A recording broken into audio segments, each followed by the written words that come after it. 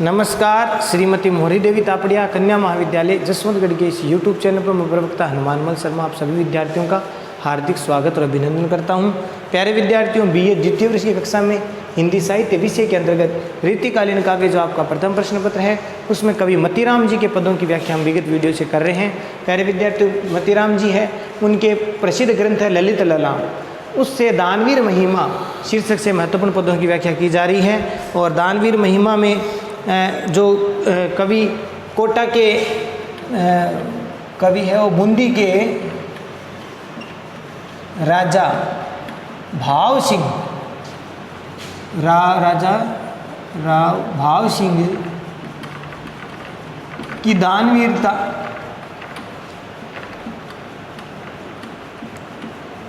वह इसमें इस पद में उनके श्रेष्ठ हाथियों की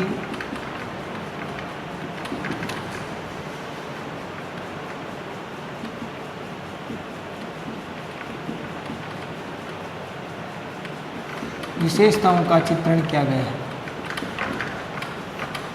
बूंदी के राजा राव भाव सिंह की दानवीरता और उनके श्रेष्ठ हाथियों की विशेषताओं का चित्रण इसमें किया गया है।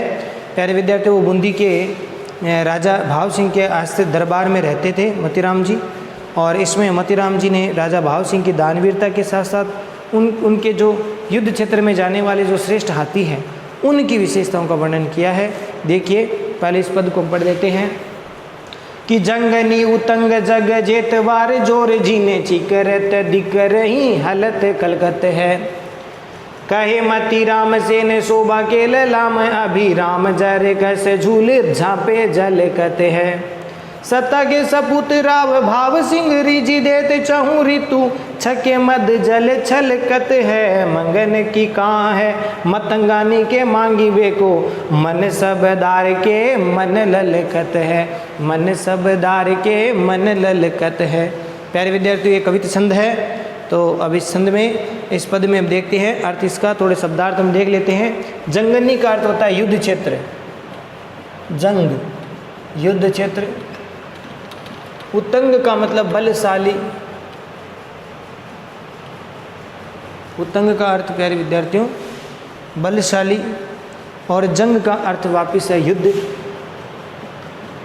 जेतवार का मतलब जीतने वाले, जीतने वाले। जोर माने ताकत, बल। जीने माने जिसमें या जिनमें।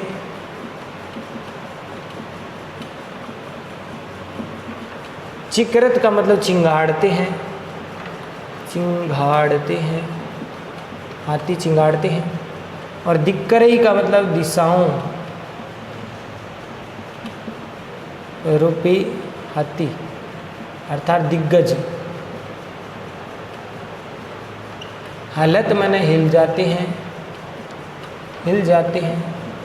वह कलकत का मतलब ऐसे कंपित होना, या फिर यहाँ हम व्यथित होना ले सकते हैं अर्थ इसका, व्यथित होना। कहे माने कहते हैं। मतीराम कवि सेन शोभा, सेन माने सेना, शोभा माने शोभा के ललाम, ललाम का अर्थ होता है सुंदर। अभी इस पंक्ति का अर्थ हम आगे के अर्थ में लेंगे तो अभिराम हो जाएगा। ये अभिराम का मतलब क्या होता है? सुंदर। ठीक है। और यहाँ कवि खुद के लिए भी हम कह सकते हैं जरकस, जरकस कहते हैं हीरे मोती से जड़े वस्त्र। झूल, झूल का अर्थ यहाँ पर आवरण से है, या जांपे मन आवरण है, वस्त्र है। और झूल माने झूलते हुए, या फिर हाथियों के ऊपर जो झूल लगाई जाती है लोहे की, और यहाँ पर ये हीरे मोतियों से जड़े हुए वस्त्रों की जो झूल है। झलकत माने चमकते हैं, झलकते हैं। झलकत का मतलब चमकते हैं, झलकते हैं। सत्ता के सपुत्र, सुपूत का मतलब सुपुत्र हो गया। राजा भाव सिंह रिजी देत माने प्रसन्न होकर के दे देते हैं, प्रसन्न होकर के। रिजी माने प्रसन्न होकर, देत माने दे देते हैं। छऊ ऋतु मैंने छऊ ऋतु में, 6 ऋतुओं में।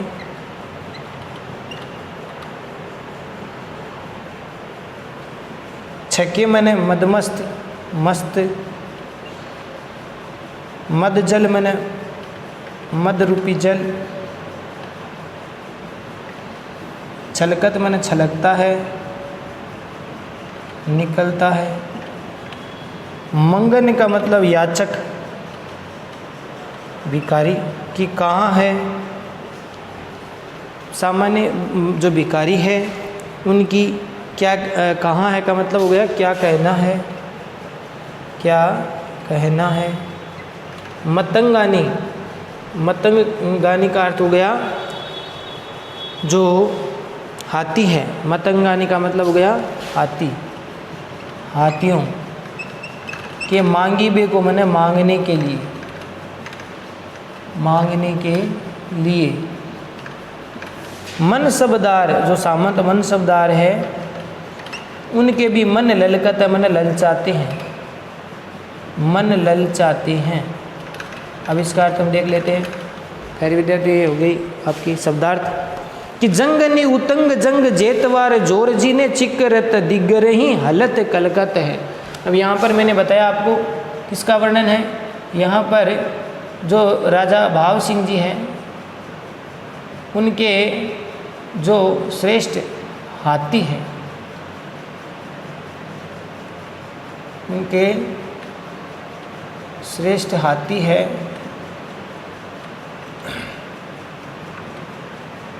वो जब युद्ध क्षेत्र में प्रयाण करते हैं तो बड़े पराक्रमी और बलशाली हाथी, श्रेष्ठ हाथी जिनके चलने पर दिशाएं भी डोल जाती हैं, तो ऐसे श्रेष्ठ हाथी के बारे में यहाँ पर चित्रण है किया गया है।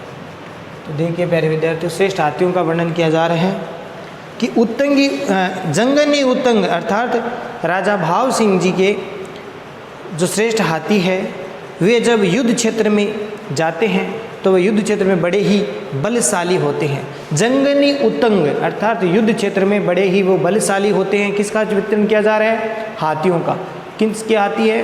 राजा भाव सिंह जी के। तो राजा भाव सिंह जी श्रेष्ठ हाथी है, वो युद्ध क्षेत्र में अत्यधिक बलशाली है।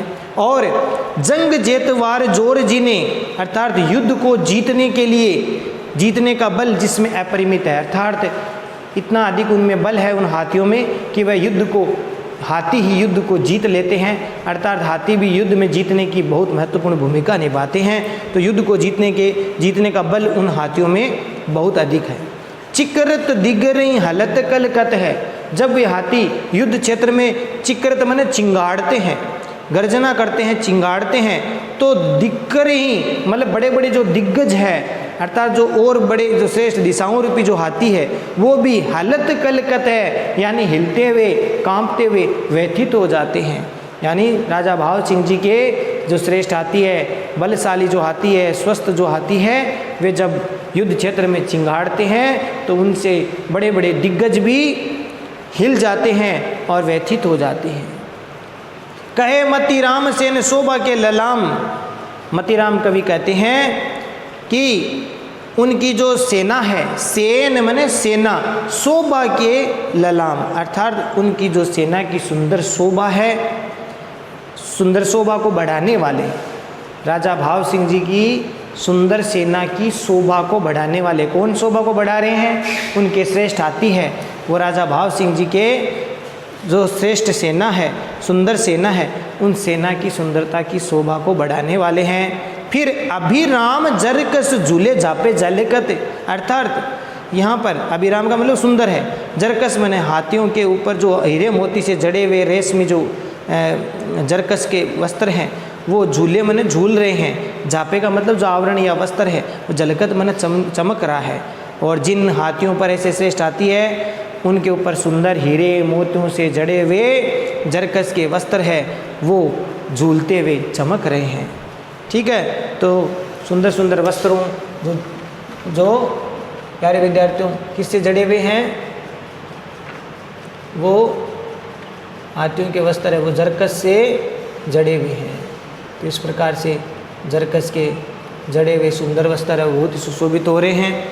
और इस प्रकार से यहाँ पर हाथियों का चित्रण किया जा रहा है जिन पर सुंदर हीरे मोतियों से जड़े हुए वस्त्र है वो आवरण है या वस्त्र है वो झूलते हुए बड़े चमकीले हैं, चमकदार हैं। सत्ता के सपुत्र राव भाव सिंह रिजिदेत, सत्ता माने शत्रुसाल, शत्रुसाल के सपुत्र, शत्रुसाल, सत्ता माने शत्रुसाल के सुपुत्र राजा राव भाव सिंह, जिन पर भी क्या हो जाते हैं, जिन पर भी प्रसन्न हो जाते हैं तो रीजी देत मैंने प्रसन्न होकर के ऐसे श्रेष्ठ हाथी उनको दे देते हैं। और आगे और वर्णन है प्यारे विद्यार्थियों कि लिखा है कि छहु ऋतु छके मध्य जल छलकत है, यानी राजा राव भाव सिंह जी है, उनके श्रेष्ठ हाथी है वो छहों ऋतु में, अर्थात सभी ऋतुओं में, छहों ऋतुओं में जिन हाथियों के गले से मद जल छलकता रहता है, मद जल है वो छलकता रहता है, ऐसे श्रेष्ठ हाथियों को जब राजा भाव सिंह जिस भी याचक पर रीझ जाते हैं, प्रसन्न हो जाते हैं, वो उनको दान में दे देते हैं। तो ऐसे श्रेष्ठ हाथियों को सत्ता के पुत्र शत्रुसाल के सुपुत्र राजा भाव सिंह बड़ी उदारता का परिचय देते हुए उनको रीझ करके उन्हें दान में दे देते हैं। मंगने की कहाँ है मतंगानी के मांगी बे को, मन सब दार के मन ललकत है, अर्थात जो मंगन की का मतलब जो साधारण याचक है, साधारण जो भिखारी है, उनकी तो कहाँ है, मैंने उनका तो कहना ही क्या कि मतंगानी को मांगी बे को, यानी ऐसे श्रेष्ठ हाथियों को मांगने के लिए, देखिए प्यारे विद्यार्थियों, मतंगानी के मांगी बे का मतलब मांगने के, इन ऐसे श्रेष्ठ हाथियों को मांगने के लिए जो साधारण याचक है उनकी तो कहना ही क्या, उनको तो छोड़िए, बड़े बड़े जो मनसबदार है, मनसबदार के मन ललकत है, ऐसे श्रेष्ठ हाथियों की प्राप्ति के लिए बड़े बड़े मनसबदार सामंतों की भी मन ललचाते रहते हैं कि काश ऐसे श्रेष्ठ हाथी हमें मिल जाते। तो साधारण याचकों की तो बात छोड़ो, बड़े बड़े मनसबदार भी ऐसे राजा भाव सिंह जी के युद्ध क्षेत्र में काम आने वाले जो श्रेष्ठ हाथी है, जिनके छहों ऋतुओं में मद जल छलकता रहता है, ऐसे श्रेष्ठ हाथी जिनके हीरे मोतियों से जड़े हुए चमकीले वस्त्र झूलते रहते हैं और जो बल और ताकत में अपरिमित है, ऐसे श्रेष्ठ हाथियों को जो बड़े बड़े मनसबदार भी उनको प्राप्त करने की लालसा रखते हैं। तो ये इस प्रकार से उनके हाथियों की श्रेष्ठता और उसकी विशेषता का वर्णन किया गया है। साथ ही साथ राजा भाव सिंह जी के दानवीरता का चित्रण भी किया गया है। विशेष वाले पॉइंट में आपको प्यारे विद्यार्थी लिखना है कैसे हाथियों का दान का उल्लेख किया गया इसमें कवि ने कि जो अत्यधिक हाथी श्रेष्ठ है, बलशाली है, सुंदर है, स्वस्थ है, सुसज्जित है। और राजा राव भाव सिंह जी की उदारता और संपत्ता का चित्रण भी इसमें किया गया है। अनुप्रास, यमक, अतिशयोक्ति अलंकार का प्रयोग किया गया है। अनुप्रास, यमक, अतिशयोक्ति और पर्यायोक्ति अलंकार का प्रयोग इसमें किया गया है। भाषा ब्रज है ही है, कवित छंद है, ठीक है, कवित छंद का प्रयोग किया गया है, मनहण कवि छंद है। तो आशा करता हूँ प्यारे विद्यार्थियों ये पद आपको ठीक से समझ में आ गया होगा।